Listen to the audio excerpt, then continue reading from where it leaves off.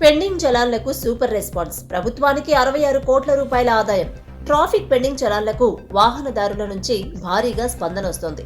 ఇప్పటి వరకు రాష్ట్ర వ్యాప్తంగా 3,59,00,000 పెండింగ్ చలానాలు ఉండగా గతేడాది డిసెంబర్ 25 వరకున్న వాటిపై భారీగా రాయితీ ప్రకటించింది. బైక్లు, ఆటోలపై ఉన్న పెండింగ్ చలాన్లకు 80%, ఆర్టీసీ బస్సులకు 90%, కార్లు, మోటార్ హెవీ వెహికల్స్ కు 60% రాయితీ ప్రకటించింది. దీంతో వాహనదారుల నుంచి విశేషమైన స్పందన వస్తోంది. 2023 డిసెంబర్ 26 నుంచి 11 రోజుల వ్యవధిలో రాష్ట్ర వ్యాప్తంగా 76,79,000 చలానాలకు సంబంధించి 66,77,00,000 చెల్లింపులు జరిగినట్లుగా పోలీసులు తెలిపారు.